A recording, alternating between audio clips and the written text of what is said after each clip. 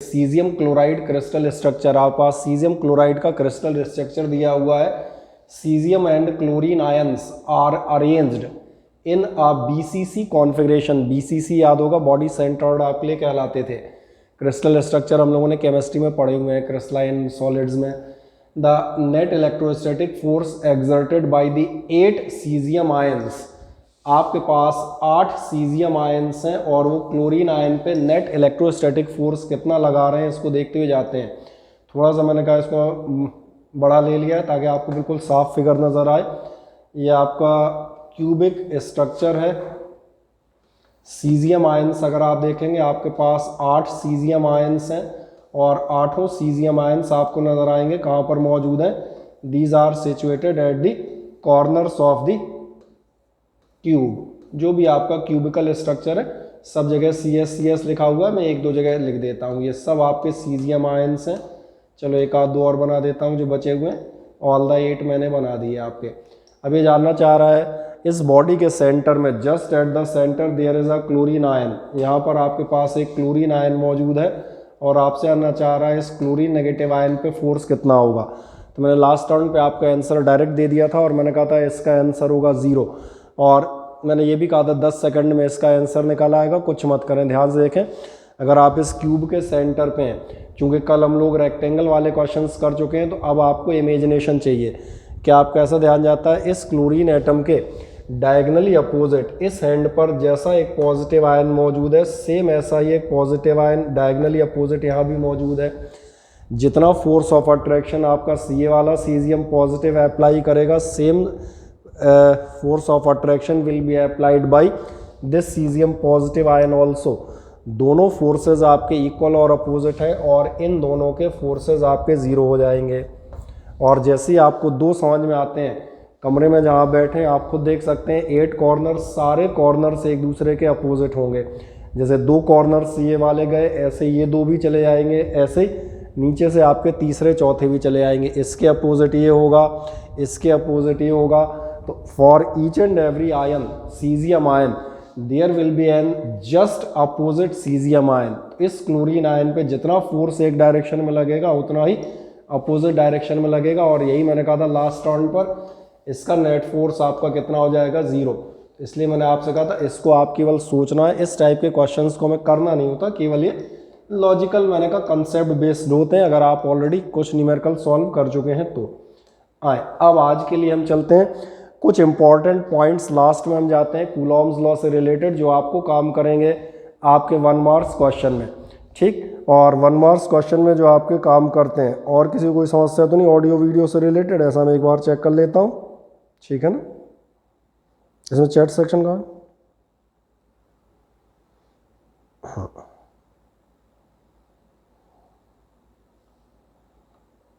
चल अभी किसी को कोई दिक्कत नहीं, आ जाए। अब मैं जो बात कर रहा था, सबसे पहले आप ध्यान देखेंगे फर्स्ट जो आपको एक इम्पॉर्टेंट पॉइंट याद रखते हुए जाना है, तो एक काम करें, कॉपी उठा लें। क्वेश्चन हम लोगों ने कर दिया और एक सिंपल से डाल दीजिएगा इम्पॉर्टेंट फैक्ट्स। एक सिंपल से हेडिंग डाल देंगे इम्पॉर्टेंट फैक्ट्स। और इम्पॉर्टेंट फैक्ट्स में आप सबसे पहला बता देंगे कूलॉम्स लॉ के फैक्ट्स हम लिखते हुए जा रहे हैं। सबसे पहला फैक्ट आप लिख दीजिएगा not valid for moving charges. सबसे पहला फैक्ट आप क्या चीज़ बता देंगे, not valid for moving charges. अब एक्सप्लेनेशन की बारी आती है। Not valid for moving charges मैंने क्यों कहा है, क्योंकि आपको याद आएगा जब हम प्रॉपर्टी ऑफ चार्जेस पढ़ रहे थे तो हमने कहा था स्टेशनरी चार्ज केवल और केवल इलेक्ट्रिक फील्ड्स एंड फोर्स और फील्ड अप्लाई करता है। मूविंग चार्जेस इलेक्ट्रिकल फील्ड के अलावा मैग्नेटिक फील्ड्स भी जनरेट करता है। यानी अगर आपके चार्जेस मूविंग होंगे तो उनमें इलेक्ट्रिक रिएक्शंस के अलावा मैग्नेटिक इंटरएक्शंस भी होंगे। तो इसका मतलब वहाँ पर आपका कूलॉम्स लॉ वैलिड नहीं होगा। और यही जब आप अपनी शीट पढ़ेंगे तो आपको एक कारण मिल जाएगा, because moving charges produces magnetic field also. तो पहली बात तो ये आपको याद रहे, फैक्ट नंबर 1। अब सेकेंड एक चीज़ बताता हूँ, अगला नंबर 2, ये आपका 11th से भी रिलेट करता है। नेक्स्ट आप बताइएगा point number 2, it is valid. Point number 2 डालिएगा, it is valid at distances greater than 10-15 metre it is valid at distances greater than 10-15 metre. और फुर्ती से नोट करते आइएगा मेरे साथ, ताकि फिर मैं उसको वहीं के वहीं आपको एक्सप्लेन भी करता जाऊँ। सवाल आता है 10-15 मीटर कौन सा खास डिस्टेंस है। 10-15 मीटर जो आपका खास डिस्टेंस है, ये वो डिस्टेंस है जिस पर आपको याद होगा साइज ऑफ द न्यूक्लियस होती है। और आप पूछेंगे 10-15 मीटर से कम पर आपका कूलोम्बियन फोर्स काम क्यों नहीं करता। हमेशा कूलोम्बियन फोर्स कहाँ काम करेगा, 10-15 मीटर से ऊपर, यानी कि आउटसाइड द न्यूक्लियस। क्योंकि लास्ट ईयर का पहला चैप्टर याद दिलाता हूँ, न्यूक्लियस के अंदर आपको याद आएगा हमने पढ़े थे strong and weak nuclear forces. ये आपके कौन से फोर्सेज काम करते हैं, न्यूक्लियर फोर्सेज काम करते हैं इनसाइड द न्यूक्लियस, क्योंकि हम बात कर रहे होते हैं न्यूक्लियस के अंदर 10-15 मीटर से कम डिस्टेंसेस पर। अब एक नेक्स्ट जाते हैं, इस बाद अगला अगला आपसे कहता है a charge Q1 exert some force on a second charge Q2। अगर आपका कोई भी एक चार्ज Q1 किसी दूसरे चार्ज Q2 पे कुछ भी फोर्स अप्लाई कर रहा है, तो ध्यान से देखें क्या कह रहा है, if third charge Q3 is brought near. अगर आप कोई तीसरा चार्ज यहाँ ला के रख दें, जैसे मैंने मान लिया यहाँ पर कोई एक तीसरा रख देता हूँ, क्या इन दोनों के बीच का फोर्स पे कोई दिक्कत आएगी? तो मेरा जवाब है इन दोनों के फोर्स पर कोई भी असर नहीं पड़ेगा। और क्यों नहीं पड़ेगा? क्योंकि आपको मालूम है दो फोर्सेस का जो दो चार्जेस का जो भी फोर्स होता है ये उनका म्यूचुअल इंटरैक्शन है। प्रूफ आप पढ़ते हैं F इज इक्वल्स टू होता है K Q1 Q2 by R square. इसमें थर्ड या फोर्थ का कोई भी रोल कहीं से कहीं तक नहीं है। तो हल्का सा याद रखेंगे, अगर आपका कोई भी थर्ड चार्ज प्रेजेंट भी है तो भी उस पर कोई फ़र्क नहीं पड़ता। फोर्स ऑन Q1 वो आपका कैसा रहता है, अनचेंज्ड। अब इसको आप इन शॉर्ट क्या लिखेंगे ये मैं बताता हूँ। इसमें आप लिख दें नेक्स्ट पॉइंट में the force between two charges, लिख दें थर्ड नोट कर दीजिएगा, the force between two charges is unaffected by, the force between two charges is unaffected by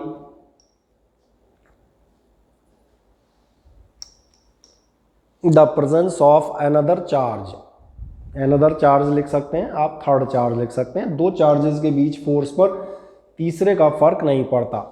और अब एक छोटी सी बात लास्ट ईयर की हमें याद दिलाते हैं, फर्स्ट चैप्टर ऑफ 11th जहाँ पढ़ते थे बेसिक फोर्सेस या फंडामेंटल फोर्सेस। और फंडामेंटल फोर्सेस पे जाओगे तो ज़रा देखो ये आपसे क्या बताता है, ग्रेविटेशनल और इलेक्ट्रोस्टैटिक फोर्सेस का कंपैरिजन। कितना कह रहा है, अगर दो इलेक्ट्रॉन्स ले रहे हैं तो ये कंपैरिजन आता है 10⁻⁻⁻⁴ आपके लिए मैं इसको यहाँ पर ऐसा लिख देता हूँ, आपका फोर्स ऑफ ग्रेविटेशन और फोर्स ऑफ इलेक्ट्रिसिटी। दो इलेक्ट्रॉन्स हम ले रहे हैं, किसके लिए ले रहे हैं, दो इलेक्ट्रॉन्स ले लेता हूँ। आपको मालूम है इलेक्ट्रॉन्स मासिव पार्टिकल है, दो मासेज हैं, दो पार्टिकल्स हैं, इनके बीच में फोर्स ऑफ ग्रेविटेशन अप्लाई होगा। मासेज होने के अलावा ये साथ साथ में चार्जेस भी हैं, और अगर चार्जेस भी हैं तो इनके बीच में इलेक्ट्रोस्टैटिक फोर्स भी अप्लाई होगा। और अगर इलेक्ट्रोस्टैटिक फोर्स भी अप्लाई होगा तो फिर एक छोटी सी बात है, सवाल आता है ग्रेविटेशन और इलेक्ट्रोस्टैटिक फोर्स का आपका रेशियो क्या होगा। इलेक्ट्रोस्टैटिक और ग्रेविटेशन का जो रेशियो आएगा, चैट सेक्शन में सारे पॉइंट्स रिपीट कर दीजिए। उसके लिए बेटा आप वीडियो देखिएगा, लेट आएँ तो इसके लिए वीडियो लेक्चर भेज देंगे, उसमें रिपीट कर लीजिएगा, ठीक है ना। It is not possible to repeat all the points. चलें, एफ ग्रेविटेशनल और एफ इलेक्ट्रिसिटी की जब हम बात कर रहे थे तो मैंने कहा था इन दोनों पार्टिकल्स के बीच में ग्रेविटी भी आएगी और आपका इलेक्ट्रिकल फोर्स भी आएगा। सवाल आता है ये रेशियो कितना आएगा, तो ये रेशियो हमने कहा है अगर आपके पास दो इलेक्ट्रॉन्स हैं तो ये रेशियो कितना आ रहा है, 10⁻⁻43। हो सकता है इससे आपको समझ में ना आए, ज़रा ध्यान देखें, मैं इसको और सिंपल लैंग्वेज में ले जाता हूँ। क्रॉस मल्टीप्लाई कर लेते हैं, क्रॉस मल्टीप्लाई करोगे और ध्यान देखो F electric is equals to कितना आएगा, एफ इलेक्ट्रिक आएगा ये उधर चला जाएगा 10⁻43 इंटू एफ जी। और अगर मैंने जो कहा था कुछ लोगों को याद हो लास्ट ईयर 11th में हम पहला चैप्टर पढ़ते थे फंडामेंटल फोर्सेस इन नेचर, उस समय आप बताया जाता था सबसे वीक फोर्स होता है ग्रेविटेशनल फोर्स, उससे बहुत ज़्यादा अल्टीमेट स्ट्रॉन्ग होता है आपका इलेक्ट्रोस्टैटिक फोर्स, और उसके बाद सबसे खतरनाक फोर्स आता था nuclear force. Strong nuclear forces which are even 100 times greater than the electrostatic force. अभी हम न्यूक्लियर फोर्सेस की चर्चा नहीं कर रहे, न्यूक्लियर फोर्सेस की चर्चा एक हमारे पास टॉपिक आएगा न्यूक्लियस, उसमें हम करेंगे। लेकिन अभी इलेक्ट्रोस्टैटिक फोर्स जरा देखें आपसे क्या कह रहा है। F electric is equals to कितना है 10⁻⁴³ इंटू एफ जी। यानी अगर कोई इस लैंग्वेज को नहीं भी समझ पाता तो और बिल्कुल सस्ते लोगों के लिए सस्ता उपचार बता देता हूँ। आपका इलेक्ट्रोस्टैटिक फोर्स ग्रेविटेशनल फोर्स से 10 गुना नहीं है, 100 गुना नहीं है, 1000 गुना, 10,000 गुना, 1 लाख गुना, 10 लाख गुना, करोड़, 10 करोड़, अरब, 10 अरब, खरब, etcetera etcetera, million, billion, trillion, इतने गुना नहीं है। इससे भी कहीं कहीं कहीं ज़्यादा है, क्योंकि कितने पावर आ रही है 10⁻⁴³ और इसीलिए आपका ध्यान जाएगा the one of the most strongest forces in the nature. ये आपका कौन सा फोर्स माना जाता है? Electric force. अगला एक सिंपल सी चीज़ आप नेक्स्ट पॉइंट लिख दीजिएगा।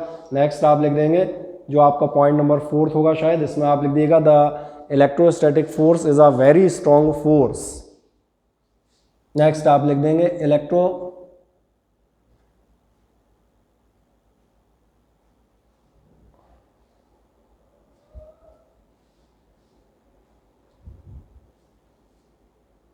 Static force is the one of the strongest force in nature. और अगली बार एक छोटा सा यही दिखा दें, 2 इलेक्ट्रॉन्स दिखा दें, 2 इलेक्ट्रॉन के लिए दिखा देना। एफ इलेक्ट्रिक आपका कितना होता है 10⁻⁴³ इंटू एफ जी।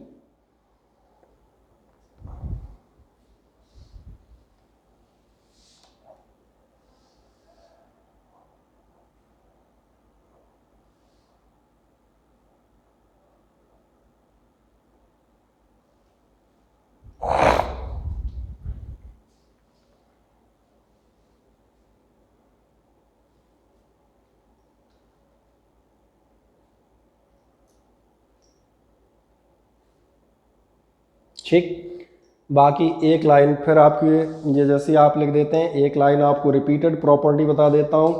और रिपीटेड प्रॉपर्टी का ध्यान देखना, सबसे स्ट्रॉन्ग फोर्स आपको मालूम है कौन सा होता है?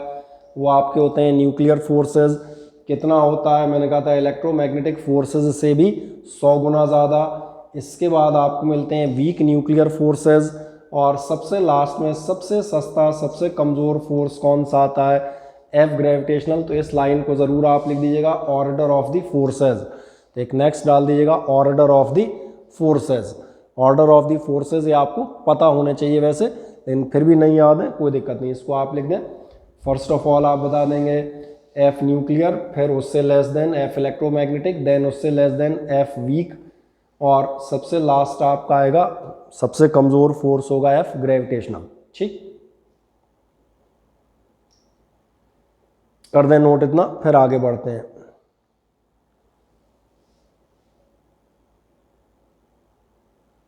अब हम जाते हैं आगे। अब आपके लिए आज से एक नए और टॉपिक की स्टार्टिंग करेंगे, इलेक्ट्रिक फील्ड की। जैसे आप इलेक्ट्रिक फील्ड की स्टार्ट करेंगे, इलेक्ट्रिक फील्ड की स्टार्ट करने से पहले अब एक फ्री की सलाह दोबारा दे देता हूँ। आपके पास शीट मौजूद है सारे लोगों के पास, कुछ लोग ले गए हैं, जो नहीं ले गए हैं उनके पास PDF फॉर्म मौजूद है। अपनी शीट्स से, इन लेक्चर्स की हेल्प से, और ये जो आप रफ नोट्स बना रहे हैं इनकी हेल्प से फेयर नोट्स बनाना स्टार्ट कर दें और न्यूमेरिकल सॉल्व करना भैया शुरू कर दें, ताकि आपका एक आध दिन में कोई टेस्ट हो तो उसको फिर आप उसके लिए आप प्रिपेयर्ड रहें। ठीक है। और जो CBSE वाले जो लोग बैठे हुए हैं उनके पास कुछ एक्स्ट्रा न्यूमेरिकल्स हैं उनकी शीट में, तो उनको मैं होमवर्क के तौर पे कुछ नंबर्स दूंगा, इनको आप करेंगे। और सैटरडे या संडे को हम एक एक्स्ट्रा क्लास लेंगे, तो आपके जो अतिरिक्त न्यूमेरिकल हैं उनकी हम चर्चा करते हुए जाएंगे। आए आज के लिए हम जो स्टार्टिंग लेते हैं, सबसे पहले हम लेते हैं आपके लिए जिस टॉपिक की, वो है आपका इलेक्ट्रिक फील्ड। आ जाएँ, इलेक्ट्रिक फील्ड क्या चीज़ होती है अगर हम इस पर बात करेंगे तो इलेक्ट्रिक फील्ड आपने 10th में पढ़ा था। मैग्नेटिक फील्ड, द स्पेस और region around a magnet in which it's magnetic force और मैग्नेटिक इफेक्ट में बी एक्सपीरियंस्ड। मैग्नेटिक फील्ड ये वर्ड आपको क्लियर है right from 10th। Last year 11th में हम पढ़ रहे थे ग्रेविटेशनल फील्ड, किसी भी मास या किसी भी पार्टिकल के चारों तरफ का वो रीजन जहाँ तक उसका फोर्स ऑफ ग्रेविटेशन कहीं ना कहीं इफेक्टिव होगा, तो अपने आप समझ में आता होगा। इलेक्ट्रिक फील्ड की डेफिनेशन मोटे तौर पे आप डायरेक्ट निकाल सकते हैं, द रीजन और स्पेस सराउंडिंग ए चार्ज। अगर सिंपल कहा जाए तो आप क्या कह सकते हैं, रीजन कह दें, आप स्पेस कह दें, रीजन सराउंडिंग अ चार्ज। और कौन सा रीजन, तो सीधा बता देंगे सराउंडिंग ए चार्ज, जिसमें आप कह सकते हैं ये आपका कैसा होना चाहिए, ध्यान देखना, इफेक्टिव, जहां आप उसका असर, जो भी इलेक्ट्रिक या ऐसे फोर्सेस हैं जो आप एक्सपीरियंस कर सकते हैं। तो एक सिंपल हेडिंग डाल दीजिएगा और हेडिंग डाल के आप लिख देंगे इलेक्ट्रिक फील्ड, और इलेक्ट्रिक फील्ड में एक सिंपल लाइन की डेफिनेशन लिख दें। लिखते जाएं मेरे साथ साथ फुर्ती से। इसमें आप लिख दीजिएगा region surrounding a charge, region surrounding a charge in which its effect or force is experienced, region surrounding a charge in which its effect or force is experienced। बस एक सस्ती डेफिनेशन अपने पास ये मौजूद हो जाती है, आखिरकार इलेक्ट्रिक फील्ड होगी क्या। अब अगली बात करते हैं, यहाँ पर एक सबसे इम्पॉर्टेंट वर्ड आता है और ये वर्ड आएगा आपके पास इंटेंसिटी। तो एक नेक्स्ट हेडिंग डालिएगा, intensity of electric field.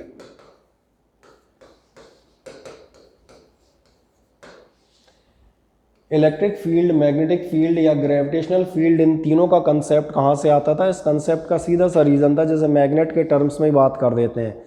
Magnet आपका क्या होता था, मैग्नेट अगर आप लेंगे किसी आलपिन को अट्रैक्ट कर लेगा, लेकिन इसका मतलब ये नहीं है कि आप अपने हाथ में मैग्नेट लिए हैं तो पूरे शहर की स्टेशनरी की दुकानों पे जो आलपिन बिकती हैं वो सब आपके घर में आके इकट्ठा हो जाएंगी। Reason, it this magnet has a certain effective region, effective space और the effective zone which is called the magnetic field. ऐसे ही मैंने कहा जहाँ तक चार्ज का असर जाएगा वो उसकी क्या होगी, इलेक्ट्रिक फील्ड। फिर मैंने आपसे बात की, मैंने कहा इंटेंसिटी ऑफ इलेक्ट्रिक फील्ड क्या होगी। इंटेंसिटी ऑफ इलेक्ट्रिक फील्ड पे जब आप जाएंगे तो इंटेंसिटी ऑफ इलेक्ट्रिक फील्ड किस नाम से आएगी, किस चीज क्या आएगी। इंटेंसिटी ऑफ इलेक्ट्रिक फील्ड का मतलब ही, इंटेंसिटी का मतलब बता देते हैं आपको। इंटेंसिटी का मतलब होता है कहीं ना कहीं स्ट्रेंथ, और स्ट्रेंथ की जब आप बात करेंगे तो स्ट्रेंथ क्या क्या चीज़ कहलाती है। स्ट्रेंथ से हमारा मीनिंग है इलेक्ट्रिक फील्ड का काम क्या था, इलेक्ट्रिक चार्ज का, टू अप्लाई द फोर्स। और अगर फोर्स अप्लाई कर रहे हैं, लो आज फिर बेचारे किसी को वॉइस नहीं आ रही, अरे देखना वॉइस आ रही नहीं आ रही।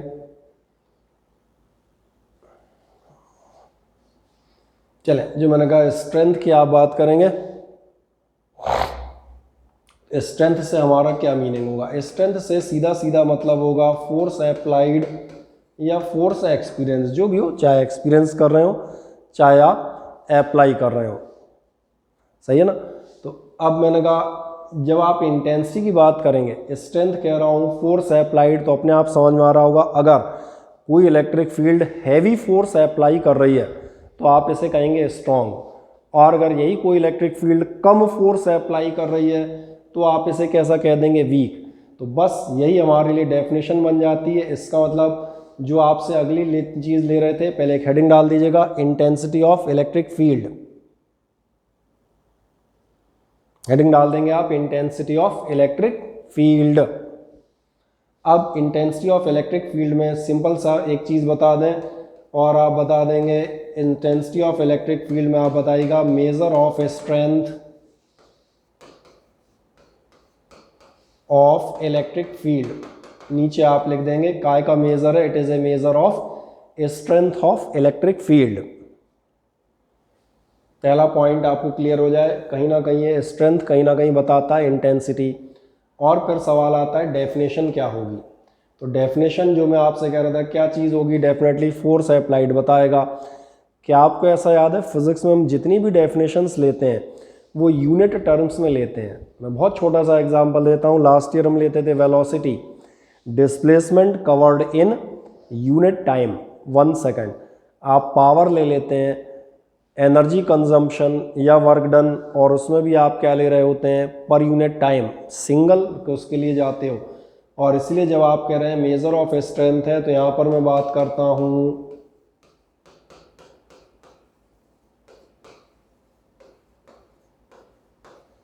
फोर्स एक्सपीरियंस्ड बाय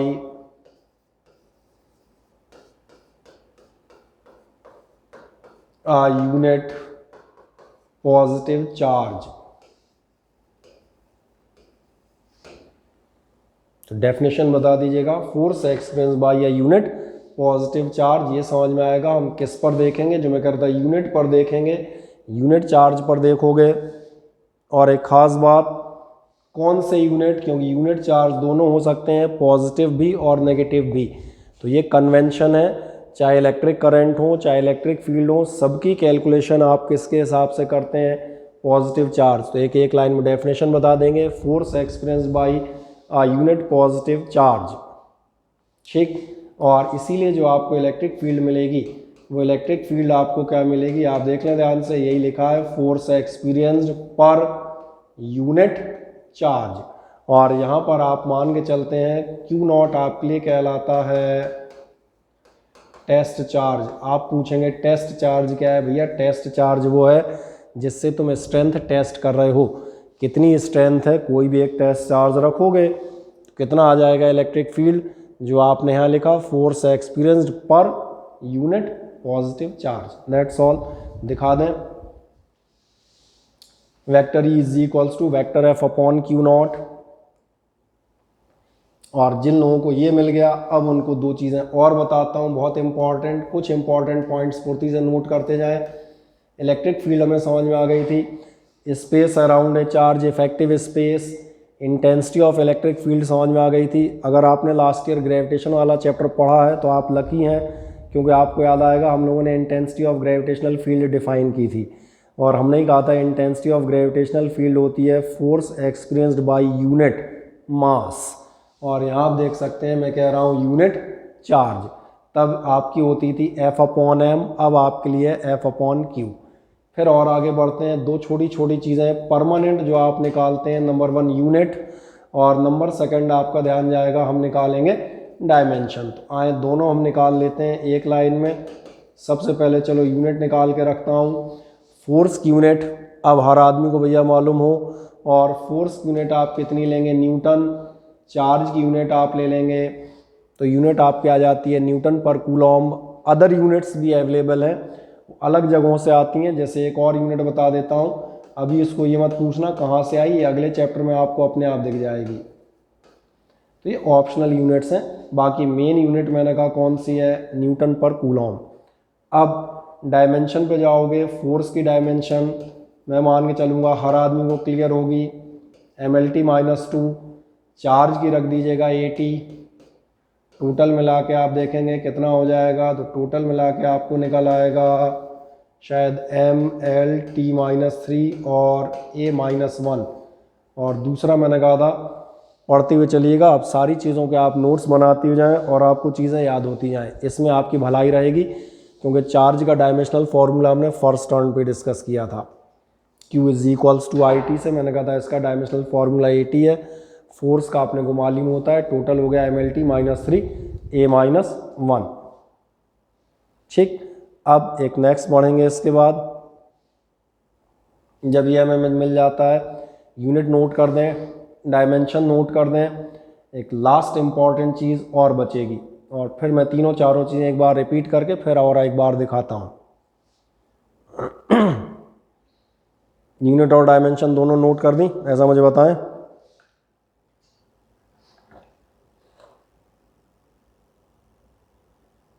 चलें, यूनिट डायमेंशन नोट कर दी हो तो फुर्ती से बताएं।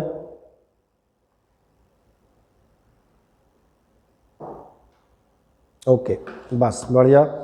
अब आगे जाते हैं। लास्ट चीज़ मैंने कहा था, जो आपकी इलेक्ट्रिक फील्ड है, समझ में आ रहा होगा, ये फोर्स एक्सपीरियंस्ड है। और आपको मालूम है फोर्स होता है वेक्टर क्वांटिटी। इसका मतलब ये कंफर्म है कि इलेक्ट्रिक फील्ड भी आपकी कैसी क्वांटिटी होगी, पहली बात तो वेक्टर क्वांटिटी होगी। ये पहली पहचान जो हमने यहाँ से ली। दूसरी पहचान ये है कि जो आपको वेक्टर अलजेब्रा इस साल रिपीट करा था हमने, उसमें वेक्टर क्वांटिटीज़ की लिस्ट में आपने इलेक्ट्रिक फील्ड डाली थी। अगले नंबर पे जाते हैं, एक नेक्स्ट चीज़ आपको बताएंगे। नेक्स्ट चीज़ आपसे क्या कहा जाएगा, आप बताएंगे ये है वेक्टर क्वांटिटी। और एक्चुअली जैसे ही आप वेक्टर क्वांटिटी लिखते हैं वैसे ही ध्यान देखना, फिर एक सवाल बनेगा तो इसका डायरेक्शन कहाँ माना जाएगा। जब आप इसके डायरेक्शन पे जाएंगे तो ये डायरेक्शन बिल्कुल याद रखिएगा, क्योंकि अब ये सबसे ज़्यादा इस्तेमाल होगा हर न्यूमेरिकल में। इसके बिना हम आगे नहीं बढ़ पाएंगे। मैं दिखा देता हूँ, बहुत ध्यान से देखें। अगर आप कोई पॉजिटिव चार्ज ले रहे हैं और पॉजिटिव चार्ज के अगर आप चारों तरफ देखेंगे, जो मैंने कहा एक बहुत सिंपल सी बात देखें, पॉजिटिव चार्ज अगर आप ले रहे हैं तो मैंने क्या कहा, ये कोई एक पॉजिटिव चार्ज मैंने रखा, पॉजिटिव चार्ज रखोगे तो डेफिनेटली इसके चारों तरफ इसका एक इफेक्टिव एरिया होगा, भाई कहीं ना कहीं तक तो असर देगा ही, जो भी हो, आधे मीटर तक, 1 मीटर तक, 2 मीटर तक, जहाँ तक भी असर दे रहा है ये पूरी की पूरी इसकी इलेक्ट्रिक फील्ड होगी। अब इंटेंसिटी ऑफ इलेक्ट्रिक फील्ड क्या थी? इंटेंसिटी ऑफ इलेक्ट्रिक फील्ड थी force experienced bye a unit positive charge. अगर मैं यहाँ पर कोई यूनिट पॉजिटिव चार्ज रखता हूँ तो इस पर जो भी फोर्स एक्सपीरियंस होगा वही आपकी क्या चीज़ कहलाएगी, वही आपकी इंटेंसिटी ऑफ इलेक्ट्रिक फील्ड कहलाएगी। ये आप डेफिनेशन लिख चुके हैं, यूनिट पॉजिटिव चार्ज का फोर्स। और अगर ये यूनिट पॉजिटिव चार्ज का फोर्स है, ये भी यूनिट पॉजिटिव चार्ज है, तो बहुत ध्यान देखना, ये यूनिट पॉजिटिव चार्ज आपका इस पॉजिटिव चार्ज से जो फोर्स एक्सपीरियंस करेगा वो होगा रिपल्सिव फोर्स, और इसीलिए आपको देखेगा आपके इलेक्ट्रिक फील्ड की डायरेक्शन होगी बाहर की तरफ, आउटवर्ड। ऐसे ही उल्टा ज़रा एक बार चेक करें, मान के चले मैं लेता हूँ मेरे पास एक नेगेटिव चार्ज है, अगर नेगेटिव चार्ज है तो इसके चारों तरफ भी इलेक्ट्रिक फील्ड होगी, भाई इसकी भी तो एक इलेक्ट्रिक फील्ड होगी जहाँ तक इसका असर देखने को मिलेगा। और फिर वही एक सवाल, इस इंटेंसिटी ऑफ इलेक्ट्रिक फील्ड का डायरेक्शन कहाँ होगा, ये जानने के लिए हम फिर यहाँ पर अपनी डेफिनेशन के मुताबिक यहाँ पर रखते हैं एक यूनिट पॉजिटिव चार्ज। ये यूनिट पॉजिटिव चार्ज जो भी फोर्स एक्सपीरियंस करेगा आपकी डेफिनेशन के अकॉर्डिंग वही इंटेंसिटी ऑफ इलेक्ट्रिक फील्ड है, क्योंकि आपकी डेफिनेशन ही है intensity of electric field is the force per unit charge. और अगर आप ऐसा देखते हैं तो आप ज़रा देखें इस पर कैसा फोर्स लगेगा, इस पर फोर्स लगेगा अट्रैक्टिव, इसका मतलब आपकी यहाँ पर इलेक्ट्रिक फील्ड का डायरेक्शन कहाँ होगा, इनवर्ड्स। ठीक, दूसरा फिर एक बात याद दिलाऊं, पिछले टर्न पे कुछ लोग चिंता में आ गए थे, ये मीटिंग 5-7 मिनट बाद अपने आप एंड हो जाएगी and we will rejoin it. Zoom meetings हैं 40 मिनट्स चलती हैं, इसके बाद हम इसे रीज्वाइन करेंगे, ठीक है ना। तो अगर ख़त्म हो जाए तो भड़बड़ाइएगा मत कि हाय अब हम क्या करें। आए, हम जो बात कर रहे थे दोनों मैंने दिखा दिया, नेगेटिव चार्ज की तरफ पॉजिटिव चार्ज अट्रैक्ट होगा, जबकि पॉजिटिव चार्ज से आपका गिवन पॉजिटिव चार्ज कैसा होगा, रिपेल होगा। इसीलिए हमें डायरेक्शन मिल जाते हैं। इलेक्ट्रिक फील्ड अगर पॉजिटिव चार्ज की होती है तो आप कैसी लिखते हैं, अवे या आउटवर्ड्स, और अगर आपकी नेगेटिव चार्ज की होती है तो आप कैसे लिख देते हैं, टुवार्ड्स, या आप लिख सकते हैं इनवर्ड्स। आप जैसा भी लिखना चाहें, मीनिंग आपको समझ में आना चाहिए। तो एक काम कर दें, सबसे पहले वेक्टर क्वांटिटी और इसका डायरेक्शन दिखा दें इलेक्ट्रिक फील्ड का, फिर हम आगे जाते हैं।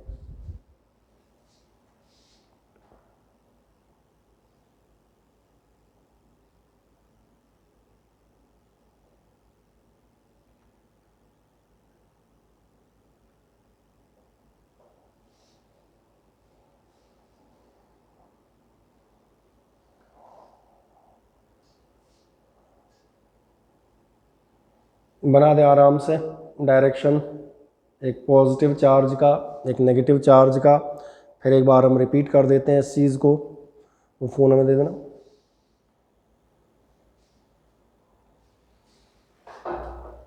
ठीक है, बढ़िया।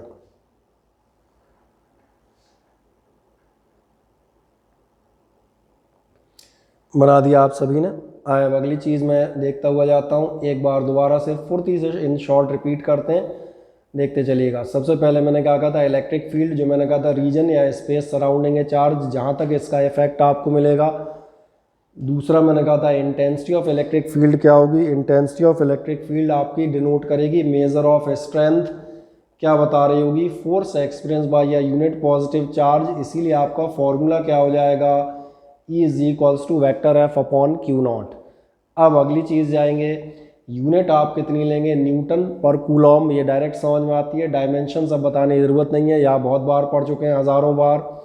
नेक्स्ट मैंने कहा था वेक्टर क्वांटिटी है, डायरेक्शन कहाँ होगा, पॉजिटिव चार्ज की जो आपकी इलेक्ट्रिक फील्ड होगी वो कैसी होगी, अवे या आउटवर्ड या आप कह सकते हैं, और एक ऑप्शनल आपको दे देता हूँ, जैसे भी आप याद रखना चाहें, कई वर्ड है, रिपल्सिव। और आपके नेगेटिव चार्ज की जो फील्ड है वो कैसी होगी, टुवार्ड्स द चार्ज होगी, इनवर्ड्स होगी, नहीं लग रहा, और कोई वर्ड याद रखना चाहते हो तो कैसा याद रख सकते हो, अट्रैक्टिव होगी। तो ये मैंने कहा। अब इसी चीज़ को जो आपके पास शीट मौजूद है उसमें देख लें क्या कहता है। शीट भी आपकी यही चीज़ बताती है, पॉजिटिव चार्ज और negative charge is said to create its field around it, अपने चारों तरफ होता है। मेन बात, the space around a charge in which another charge particle experiences of force, कोई भी पार्टिकल जिसमें फोर्स करे एक्सपीरियंस करेगा वो इलेक्ट्रिकल फील्ड होगी। इलेक्ट्रिकल फील्ड इंटेंसिटी आप कैसे डिफाइन करेंगे, as the force experience by a unit positive charge, यही आपको पढ़ा रहा था, E is equals to F upon Q naught. हाँ, अब एक खास बात बता देता हूँ यहाँ पर जो आपकी शीट बताएगी, वो छोटी सी बात है कि ध्यान से देखना, ये जो हम क्यू नॉट लेते हैं ये हम कैसा लेते हैं, टेंड्स टू जीरो। आप पूछेंगे Q naught tends to zero हमने क्यों लिया है, इसका एक बहुत छोटा सा कारण है। अगर ध्यान देखना, आप एक चार्ज रखे हुए हैं और उसके बगल में आप एक बराबर का चार्ज रख देंगे तो आपको समझ में आ रहा होगा इस पॉइंट पर इस चार्ज का असर पहले का तो आएगा ही, दूसरे का भी तो असर आएगा, यानी इस पॉइंट पर आपकी इलेक्ट्रिक फील्ड डिस्टर्ब हो जाएगी, दोनों का टोटल आएगी। और इसीलिए हम जब इसकी इलेक्ट्रिक फील्ड ले रहे हैं तो ये चार्ज हमें कैसा रखना है कि इसको डिस्टर्ब ना करे, यानी इतना बड़ा ना हो, ये कितना सा हो, इतना सा। दिख रहा है कि नहीं दिख रहा, बढ़िया, नहीं दिख रहा और अच्छी बात है, दिखना भी नहीं चाहिए, क्योंकि पहले ही कहा है ना कैसा होना चाहिए, Q naught tends to zero. और क्यों, so that presence of this charge may not affect the source charge, ताकि ये जो सोर्स चार्ज है उसको अफेक्ट ना कर रहा हो। और ये देखें वही डिफरेंशिएशन वाला तरीका, limit Q naught tends to zero, और कितना होना चाहिए, एफ अपॉन क्यू नॉट। अब मेरा अंदाज है अब ये लैंग्वेज हर आदमी को समझ में आनी चाहिए, because we have discussed it. आए यूनिट और डायमेंशन से आपसे बात कर ही रहे थे। यूनिट क्या आती है आपकी, न्यूटन पर कूलॉम, आगे जाके आपको कुछ और यूनिट मिलेंगी, इनकी चर्चा हम अगले टॉपिक्स में करते हुए जाएंगे। वोल्ट पर मीटर कैसे आती है, डायमेंशनल फार्मूला हमने बता ही दिया। डायरेक्शन ऑफ इलेक्ट्रिक फील्ड आप चेकआउट कर लें, डायरेक्शन ऑफ इलेक्ट्रिक फील्ड अगर आपका प्लस क्यू है तो प्लस क्यू के साथ आपका डायरेक्शन ऑफ इलेक्ट्रिक फील्ड कैसा आ रहा है ज़रा देख लें। ये आपकी शीट इसलिए दिखा दी है ताकि आप घर में पढ़ें तो आपको ध्यान रहे। अगर आप नेगेटिव क्यू लिए हुए हैं तो फिर आपकी इलेक्ट्रिक फील्ड कैसी आ रही है, जो आपसे कह रहे थे अट्रैक्टिव, टुवार्ड्स या इनवर्ड्स, जो भी आप वर्ड लें कहीं कोई दिक्कत नहीं, आ जाए। अब अगली चीज़ आती है relation between electric force and electric field. Electric force और इलेक्ट्रिक फील्ड का रिलेशन अपने को मालूम है क्योंकि हमने डेफिनेशन ही ली है। तो एक छोटी सी हेडिंग डालिएगा, इलेक्ट्रिक फोर्स एंड फील्ड।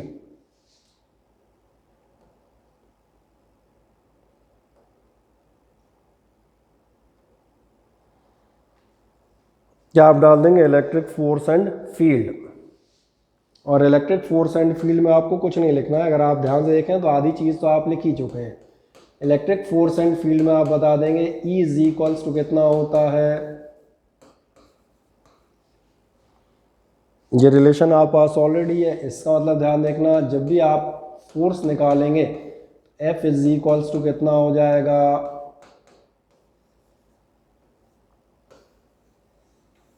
अब सवाल आता है जो सबसे बेसिक सवाल है जो हम इसमें डिस्कस करना चाहते थे। ये तो रिलेशन मैंने कहा आपको वैसे ही मालूम था, तो डेफिनेशन से ही निकला है। अगर मान के चलें कि आपके पास कोई एक इलेक्ट्रिक फील्ड मौजूद है, ये मैं मान के चलता हूँ अपने पास कोई इलेक्ट्रिक फील्ड है, और चलो थोड़ा सा आपके लिए इसको लंबा बना देता हूँ ताकि आपको एक ही बार में कंप्लीट समझ में आ जाए।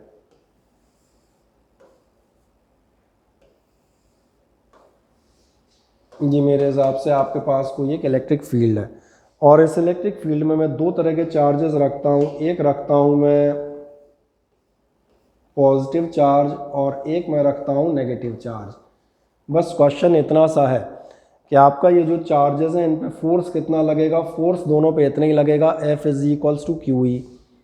प्रश्न ये है कि आखिरकार ये फोर्स में कोई अंतर आएगा क्या, बिल्कुल आएगा। क्या आपको ये ध्यान है, ये जो लाइन बनी हुई है, अभी आपसे 2 मिनट पहले बता रहे थे, जो आपकी इलेक्ट्रिक फील्ड कहाँ होती है, पॉजिटिव से चलती है और नेगेटिव की साइड आती है। यानी अगर आप और पीछे देखें जो यहाँ दिखा रहे थे तो ये आपको मालूम है, अगर आप बोर्ड पे बना हुआ फिगर देखना चाहें तो उससे भी क्लियर हो जाएगा। पॉजिटिव से बाहर जाती थी इलेक्ट्रिक फील्ड और नेगेटिव की तरफ जाती थी। और अगर इस चीज़ को हम इस्तेमाल करें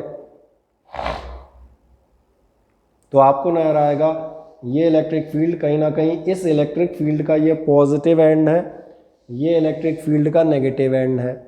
क्या आपको मालूम है पॉजिटिव चार्ज पॉजिटिव एंड से रिपेल होगा और नेगेटिव से अट्रैक्ट होगा। अगर ऐसा है तो इस पर जो फोर्स लगेगा उस फोर्स का डायरेक्शन होगा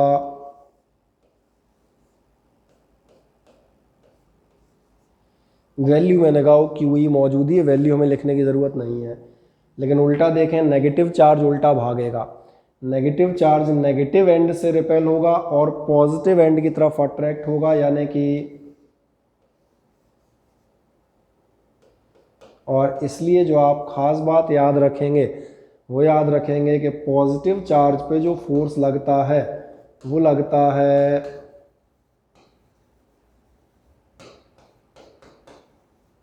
इन द डायरेक्शन ऑफ फील्ड, और फील्ड के लिए मैं शॉर्ट में लिख देता हूँ वेक्टर ई।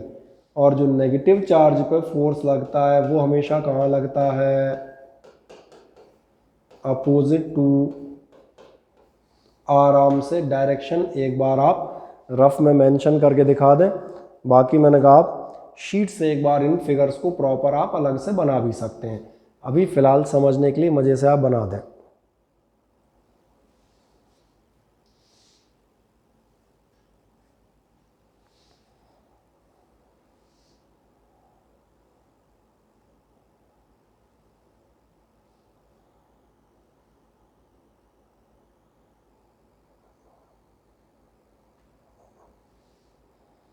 चलो मीटिंग एंड हो गई, दोबारा ज्वाइन कर लेना। फोर्स कितना एक्सपीरियंस करेगा, F is equals to Q E, ये हमने आपसे बता ही दिया। क्या कह रहा है, if the charge is positive, अगर आपका चार्ज कैसा है positive, then the force is directed in the direction of field, तो फिर आपका फोर्स कहाँ जा रहा होगा, वो in the direction of field जा रहा है, ये आप ध्यान से चेक करेंगे। और अगर आपका चार्ज नेगेटिव है तो फिर फोर्स एक्ट करता है on it in the opposite direction of the field. और ये दोनों केसेस आपको दिखाए हुए हैं, दोनों केसेस आप चेक कर सकते हैं। In case of A positive charge आपका फोर्स अप्लाई हो रहा है along the direction of electric field, लेकिन यही अगर आपका नेगेटिव चार्ज है तो फिर जो आपका फोर्स लग रहा है, क्या आपको ऐसा नजर आ रहा है, ये फोर्स आपका इलेक्ट्रिक फील्ड के अपोजिट डायरेक्शन में जा रहा है। तो याद रखिएगा नेगेटिव अपोजिट डायरेक्शन में चलते हैं, पॉजिटिव अलोंग द डायरेक्शन चलते हैं, दैट्स ऑल। तो ये मैंने दो तीन तीन बार इसलिए बता दिया ताकि आपको ये चीज़ें याद हो जाए और आप इन पे काम कर सकें। आए अब हम एक लास्ट जाते हैं, सुपरपोजिशन प्रिंसिपल। तो एक नेक्स्ट आप बढ़िएगा, सुपरपोजिशन प्रिंसिपल। नेक्स्ट बढ़ लें, superposition principle of electric field. Superposition principle आप ध्यान देखेंगे कोई खास प्रिंसिपल नहीं है, वेक्टर अलजेब्रा का प्रिंसिपल है। चार्जेस में हमने फोर्स में भी पढ़ा था, यही सेम प्रिंसिपल आप फोर्सेस में भी पढ़ चुके हैं कि अगर दो या दो से ज़्यादा फोर्स आपके अप्लाई हो रहे हो, और कल परसों में इसके क्वेश्चंस भी सॉल्व कर रहे थे, तो जो रिजल्टेंट फोर्स आएगा वो कितना आएगा, वो आएगा under root of F1 square plus F2 square plus 2F1 F2 cos theta. तुम ध्यान देखो वही प्रिंसिपल तो ये लिखा हुआ है। अगर आपकी दो या दो से ज़्यादा इलेक्ट्रिक फील्ड्स अप्लाई होंगी जो आपको नजर आ रही हैं अपने बोर्ड पर E1 और E2 के नाम से, तो फिर उनका रिजल्टेंट कितना लोगे, under root of first square second square 2 into first second cos theta. इसलिए मैंने कहा कोई अलग से मत पढ़ो बेटा, जब तक आप रटा हुआ पढ़ने का प्रयास करेंगे तब तक आपको दिक्कत आएगी, हर टॉपिक नया होगा। और अगर आप समझ के पढ़ रहे हैं तो ध्यान देखें आपको समझ में आएगा इस टॉपिक को पढ़ने की ज़रूरत क्या थी, बोले तो हमें वैसे ही मालूम था कि अगर दो इलेक्ट्रिक फील्ड लगती हैं, दो वेक्टर लगते हैं तो उनका रिजल्ट ये आता है। तो इसलिए मैंने कहा प्रिंसिपल ऑफ सुपरपोजिशन शुरू होने से पहले ही समाप्त हो जाता है अगर कोई आदमी पढ़ता हुआ चला आ रहा है। फिर भी चलें फॉर्मेलिटी के लिए लिख दें superposition of electric field. Superposition of electric field में आप लिख देंगे, आप बता दीजिएगा the resultant electric field at any point, लिख दें फुर्ती से, the resultant electric field at any point is equal to the vector sum of at any point is equal to the vector sum of electric fields at that point। खत्म, यहीं तक चला दे, बाद में उसको फेयर में पूरा लिखिएगा। Equal to the vector sum of electric fields at that point, मतलब क्या होगा, जो आपका रिजल्टेंट आएगा वो कितना आएगा, vector E is equals to vector E1 plus vector E2 plus vector E3 and so on. और अब दो फॉर्मूले जिनको हमने केवल इसलिए ले लिया है कि किसी को ना याद हो तो अपने आराम से दिखा सके। पहले एक काम करें, पहले फॉर्मूले लिख दें, फिर बाद में आप फॉर्मूले क्या है, फॉर्मेलिटी है, ऑलरेडी हम लोग लिख चुके हैं 2 से 3 बार।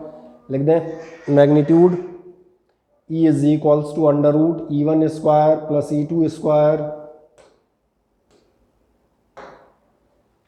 Plus 2E1 E2 cos theta.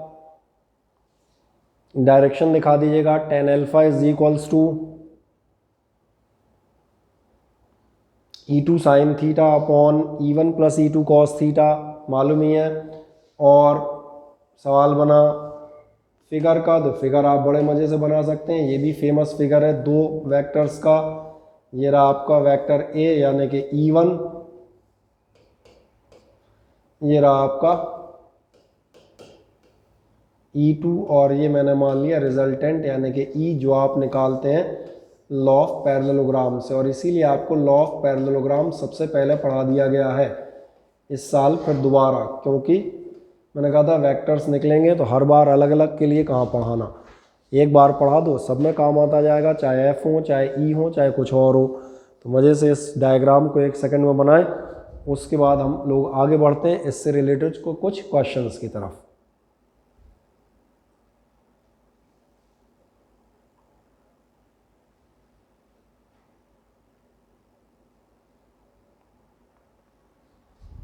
चलें, जैसे आप बना दें और ये फॉर्मूला नोट कर दें तो मुझे बताइएगा।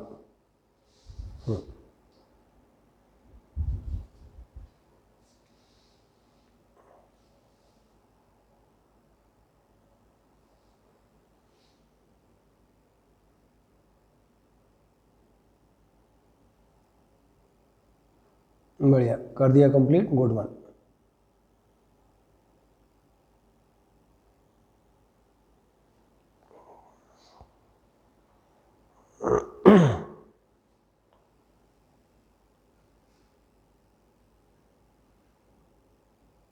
ठीक आए, ये मैंने कहा वही पुरानी चीज़ थी। अब कुछ छोटे छोटे मनोरंजन के लिए सवाल लेते हैं, बहुत साधारण से क्वेश्चंस, कोई बहुत दमदार नहीं अभी फ़िलहाल। जो आपसे कहा शुरुआत में सारे क्वेश्चंस कौन से होंगे आपके, लेवल 0 बेसिक लेवल, ताकि आदमी के कम से कम पैर मजबूत हो जाएं। क्या कह रहा है आपका ये क्वेश्चन, ये क्वेश्चन कहता है in an electric field a test charge 1.2 into 10⁻6 coulomb. नज़र आ रहा होगा हमारे पास एक टेस्ट चार्ज दिया हुआ है Q0, और आपसे कहता है experiences of force of 14 Newton, इतना फोर्स एक्सपीरियंस कर रहा है 14 न्यूटन का।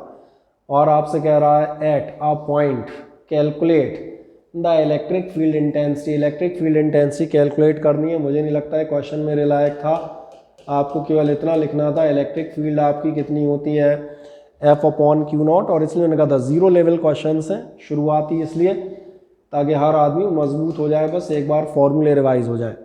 इसके बाद आपकी शीट के और तमाम सारे क्वेश्चंस के लिए हम धीरे धीरे चलते हुए जाएंगे। फोर्स ऑफ 14 न्यूटन, ये रहा आपका फोर्स 14। टेस्ट चार्ज आपका दिया हुआ था 1.2 इंटू 10⁻⁻6। मेरा ख्याल है आप निकाल सकते हैं, आई होप सो। कितना हो जाएगा 140/12, 140/12 का मतलब होगा शायद 11 पॉइंट समथिंग, 11.67, ठीक है। और 10⁻6 तो आपके हो ही जाएंगे। और मैंने जिस चीज़ को बताने के लिए किया है बस मैं उस पर मेंशन करूँगा, क्योंकि मैंने कहा था इंटू डिवाइड पे हमें नहीं जाना था, हमें जो चीज़ आपको दिखानी थी वो ये दिखानी होगी कि इसके बाद आप लिखेंगे न्यूटन पर कूलॉम, ताकि आपके एग्जामिनेशन में मार्क्स गायब ना हो जाएं, पर्टिकुलरली इन बोर्ड एग्जामिनेशंस। कर दें आराम से, जो भी है 11.67 चेक कर लेना। ठीक है ना। कर देते हैं यहाँ पे क्वेश्चन, इसमें तो कोई इतना बड़ा है नहीं कि अपने को ढूंढना पड़े।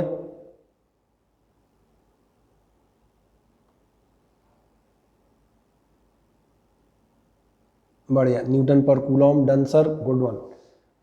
एक और देखते हैं, an alpha particle is placed in an electric field. Alpha particle, अब आप फंसेंगे, अल्फा पार्टिकल मैंने कहा ये पता होना चाहिए, मैं यहाँ पर लिख देता हूँ ये अल्फा पार्टिकल ड्यूट्रॉन, ये कई बार आएंगे और इसलिए मैं यहाँ बिल्कुल साफ लिख देता हूँ 12th स्टैंडर्ड का एक ऐसा व्यक्ति जो कि फिजिक्स केमिस्ट्री लिए हुए है उसे ये मालूम होना चाहिए अल्फ़ा पार्टिकल्स क्या होते हैं, क्योंकि अल्फ़ा पार्टिकल रदरफोर्ड एक्सपेरिमेंट में 9th क्लास से इस्तेमाल होते हैं लगातार।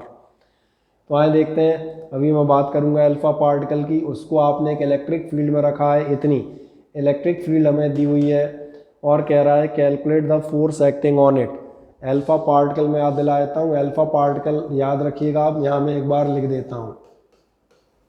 और इसलिए मैं कह रहा हूँ शुरुआती क्लासेस बहुत ध्यान से लेना, क्योंकि बहुत छोटी छोटी बातें जो आपकी वीकनेसेस हैं वो कवर अप हो जाएंगी, फिर उसके बाद हम लोग फुर्ती से चलते हो जाएंगे। अल्फ़ा पार्टिकल या तो कुछ बुक्स लिखती हैं 2 अल्फ़ा 4 और या फिर कुछ लिखती हैं, क्योंकि अल्फ़ा पार्टिकल होता है हीलियम का न्यूक्लियस। इससे रिलेटेड एक क्वेश्चन आपने जो कूलॉम्स लॉ के पहले आप इलेक्ट्रिक चार्ज अप्लाई कर रहे थे उसमें एक क्वेश्चन था अल्फ़ा पार्टिकल का, हीलियम न्यूक्लियस का 2 प्रोटॉन्स के बराबर आपके पास चार्ज है। इसका मतलब ध्यान देखना, आप अल्फ़ा पार्टिकल ले रहे हैं तो आपका Q इज इक्वल्स टू कितना है 2E, ये अब आपको याद हो। और जब Q is equals to 2E है तो बस हमारा क्वेश्चन तो ख़त्म हो गया ना। ये कह रहा था इसको आपने एक इलेक्ट्रिक फील्ड में रखा, फोर्स बताइए, फोर्स आ जाएगा F इज इक्वल्स टू कितना होता है, F इज इक्वल्स टू होता है QE। इसमें से आपका ये रहा 2E और इलेक्ट्रॉन के चार्ज की भैया अब आपको वैल्यू मालूम हो। और लास्ट इलेक्ट्रिक फील्ड आपकी है 1.5 इंटू 10⁻⁻⁵। और लास्ट कहानी जो मैंने कहा ये आपकी मजबूत हो, इंटू आप कर सकते हो 1.5 इंटू 2 यानी 3 और 1.6 इंटू 3 यानी 16, 3 जा 48 और साथ में 10⁻⁻19 और -5 यानी कि -24 और फोर्स की यूनिट न्यूटन। अब बाकी चीज़ों में आप गड़बड़ ना करें, ये मेरा आग्रह है, क्योंकि उनकी जिम्मेदारी हमारे पास नहीं होगी। हाँ ये याद रखें आप, इट्स फाइनल दोबारा हमारे पास आया हुआ है, तीसरी चौथी बार फिर दोबारा भी आ सकता है।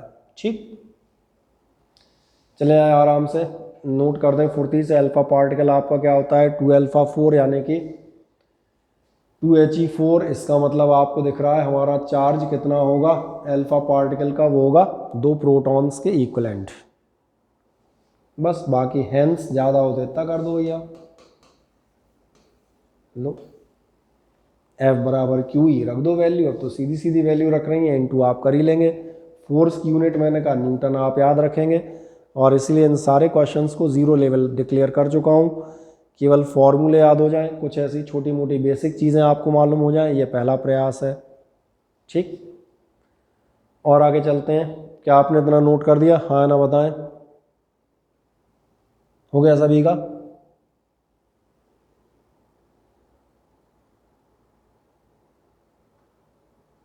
ठीक, आए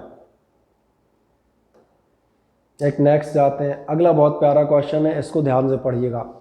ये आपसे कहता है drop is suspended in equilibrium in between the 2 horizontal charged plates. एक ड्रॉप को आपने 2 हॉरिजॉन्टल प्लेट्स के बीच में लटका रखा है।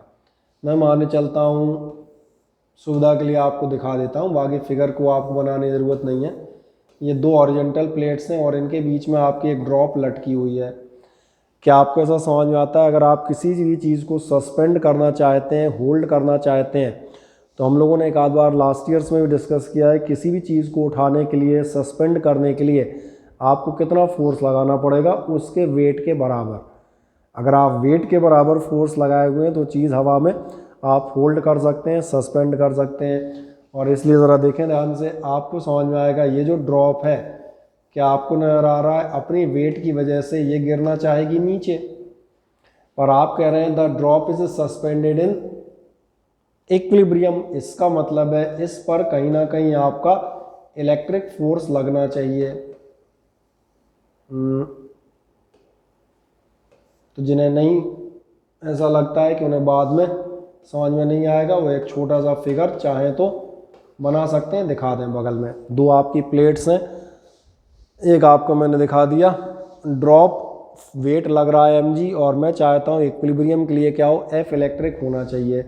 और अगर आप सस्पेंड करना चाह रहे हैं, इक्विलिब्रियम मालूम ही है, दोनों फोर्सेस आपके बराबर होने चाहिए, तो आप क्या कह देंगे, फॉर, आराम से फिगर बना दें, तब तक मैं एक लाइन लिख देता हूँ। आप कहेंगे for equilibrium F electric is equals to होना चाहिए mg। और आपको याद आएगा ये हम लोगों ने पिछले उसमें भी एक इलेक्ट्रॉन के वेट के बराबर फोर्स ऐसा कुछ वाला क्वेश्चन कर रहे थे हम पिछली एक्सरसाइज में भी। अब F इलेक्ट्रिक कितना होगा, तो आपको मालूम है किसी भी इलेक्ट्रिक फील्ड में लगने वाला फोर्स होता है QE, ये हो गया आपका mg। अब सारी वैल्यूज़ हमारे पास हैं, क्या हम ये देखते हुए जाते हैं। ये कह रहा है मास of the drop is 4.8 into 10⁻10 grams. बहुत ध्यान से देखना, यहाँ पर अक्सर लोग आगे गलती कर जाते हैं। ये आपका लिखा हुआ है 4.8 इंटू 10⁻10 ग्राम, और आपको मालूम है हमारी ऐसा यूनिट ग्राम नहीं किलोग्राम होती है। और 1 किलोग्राम में कितने ग्राम होते हैं भैया, सबको मालूम है 1000 ग्राम होते हैं, इसलिए किलोग्राम में कन्वर्ट कर लीजिएगा, या तो डिवाइड बाई 1000 और या फिर इंटू 10⁻3 करके। और क्या कह रहा है ध्यान देखना, m हो गया g की वैल्यू हम ले लेते हैं सुविधा के लिए 10, आप चाहें तो 9.8 ले लीजिएगा। आगे क्या कह रहा है, चार्ज 1.6 इंटू 10⁻6 ही है, ठीक है। ये हो गया हमारा चार्ज 1.6 इंटू,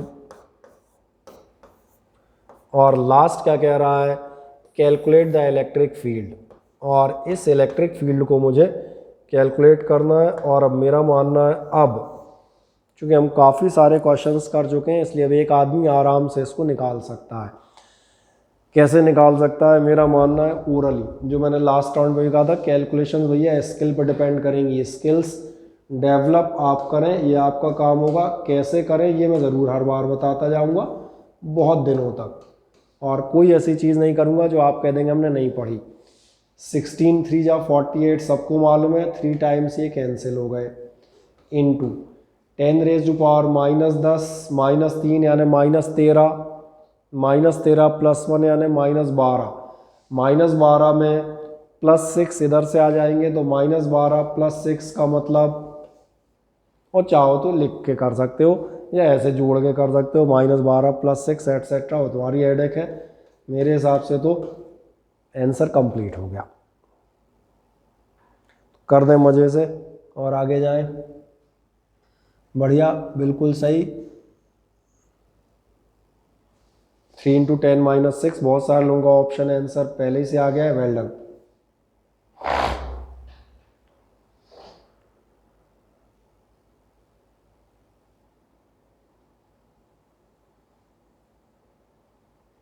ठीक है, आए एक और क्वेश्चन अब की बार हम ले लेते हैं। ये क्वेश्चन हम ले लेते हैं AIEEE 2004 से। AIEEE 2004 का क्वेश्चन क्या कहना चाहता है, वही कहना चाहता है जो अभी मैं क्वेश्चन कर रहा था। A charged oil drop is suspended in uniform field of this much volt per meter। इतने इस यूनिफॉर्म फील्ड में सस्पेंडेड है। अब सस्पेंडेड का मतलब आप समझ चुके हैं, so that it neither falls nor rises, ना ऊपर जा रही है ना नीचे लटकी हुई है, इक्विलिब्रियम कह रहा है। चार्ज ऑन द ड्रॉप, तो इस ड्रॉप पर चार्ज कितना होगा, कैसे पता चलेगा, आप बताएंगे F electric is equals to कितना होना चाहिए, mg। ठीक, इलेक्ट्रिक फील्ड में कितनी उस पर लटकी हुई है आपकी, ये रही 3 इंटू 10⁻⁴। चलो एक बार एक लाइन और लिख दूँ फिर करूँ, यानी आप कहेंगे हाँ, नहीं तो कोई कहेगा डायरेक्ट कैसे लिख दिया, यही कहोगे ना, यही लाइन पहले भी ली थी। F इलेक्ट्रिक mg के इक्वलेंट हो, यानी QE इज इक्वल्स टू कितना हो, mg। और बस लास्ट काम एक, जैसे आपने F electric is equals to mg लिखा, Q जानना चाह रहा है charge on the drop, electric field आपको दी है 3 into 10⁻⁴ is equals to mass of the charge कितना कह रहा है 9.1 इंटू 10⁻15 9 ही है इंटू 10⁻⁻15। अब की बार केजी में दिया है, मैंने डायरेक्ट ले लिया और साथ में जी आने के 10 कर दें, मेरा ख्याल है आराम से निकल आएगा। इतना तो दिख ही रहा है, 3 से 3.3 का आंसर होगा। तो एक रफ आइडिया तो वैसे ही देख के लग जाता है, 3.3 पहले ही होना चाहिए। अगर समझदारी दिखाओगे तो 3 या 9 इतना दिख जाता है, 3.3 पहले ही होना चाहिए। फिर भी चेक कर लो, 10 की पावर -15 से ये हो गई -14 और ये आ गई इधर -4, तो कुल मिला के हो गई -18। तो नॉट मोर देन 30 सेकंड्स और 35 सेकंड्स, इससे ज़्यादा आपको इसमें टाइम नहीं लगना चाहिए। जबकि आपका मैंने कहा था क्वेश्चन किस लेवल का बना रहे, भले IEEE लेवल का बना रहे। ओके, बहुत सारे लोगों ने आंसर ये लिखा है, वेल डन, अच्छे लोग, गुड वन। इस क्वेश्चन को हमने कर दिया। एक आध और आपके लिए कर देता हूँ। एक बहुत मज़ेदार क्वेश्चन है, ये इस साल का नहीं पिछले साल का है। जरा जिन्होंने 11th पढ़ा हुआ है वो इस क्वेश्चन को ध्यान से पढ़ो और फुर्ती से आंसर भेजो। 30 सेकंड का टाइम है, जिन्होंने 11th पढ़ा हुआ है वो इस क्वेश्चन को देखो और इसका आंसर भेजो। ABCD कौन सा होगा, और जिनको ABCD नहीं नजर आ रहे हैं उनको बता दूं, ये ऑप्शन A है, ये B है, ये C है और ये बेचारा D है। क्योंकि इसका आंसर हम बता दें वही दे पाएगा जिसने 11th पढ़ रखा हो हल्का सा।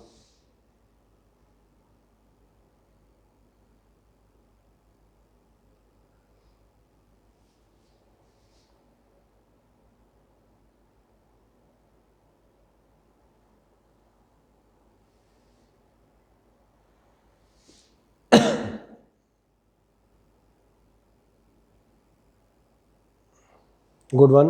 ऑप्शन आप लोग ले रहे हैं B। कौन कौन ले रहा है, अमन सिंह और बढ़िया हिमांशु सिंह B ऑप्शन ले रहे हैं। A ले रहे हैं आस्था, ठीक है।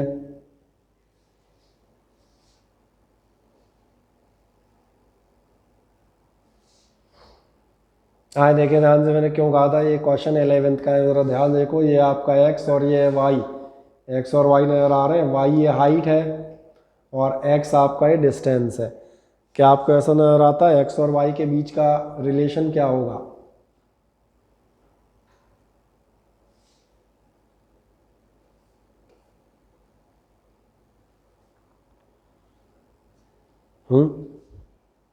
किसी को नहीं याद है? अगर आपको पैराबोला की इक्वेशन डायरेक्ट याद है तो बहुत अच्छी बात है, और अगर नहीं याद है तो हल्का सा दिखा देता हूँ। ये क्वेश्चन मैंने क्यों कहा ये आपका लास्ट ईयर का था, क्योंकि जब आप जाएंगे, क्या आपका ऐसा ध्यान जा रहा है, जब आप इस साइड जा रहे हैं, मैं पहले दिखा देता हूँ। A particle having mass m charge q is projected horizontally from choose correct option representing motion of the charge. जब आप इस तरफ जा रहे हैं हॉरिजेंटल में आपकी वेलोसिटी टाइम के साथ बढ़ती जाएगी, और हॉरिजेंटल में वेलोसिटी जो आपकी टाइम के साथ बढ़ेगी उसमें आपको कौन सी इक्वेशन लगेगी, अलोंग द एक्स। चलो वैसे तो मैं डायरेक्ट पैराबोलिक पाथ बता सकता हूँ, ऐसा कोई दिक्कत नहीं है अगर मैं कह दूँ याद हो। 11th की बात कर रहा हूँ। क्या आपका ध्यान है, ये पार्टिकल इस साइड जाएगा एज वेल एज इस साइड भी गिरता हुआ जाएगा, तो धीरे धीरे धीरे धीरे। अब भी नहीं ऑप्शन समझ में आया? इसने कहा पढ़ लो, एक प्रोजेक्टाइल मोशन ओरिएंटल प्रोजेक्टाइल का ही क्वेश्चन है, ठीक है। तब चूंकि अपनी समय सीमा लगभग समापन पे, कुछ क्वेश्चंस मैंने कहा चलें एक पॉइंट चार्ज के क्वेश्चंस हम लोग नेक्स्ट राउंड पे निपटा देंगे, और इसके बाद कुछ होमवर्क दे देंगे आपको। एक मुझे लग रहा है 5-6 क्वेश्चंस और इलेक्ट्रिक फील्ड का भी टॉपिक हमारे लिए लगभग अगले टर्न पे ख़त्म हो जाएगा। फिर अपने पास 2 छोटे छोटे टॉपिक बचेंगे, एक डाइपोल और एक फ्लक्स। चलें आज हम लोग यहीं विराम ले लेते हैं, ठीक।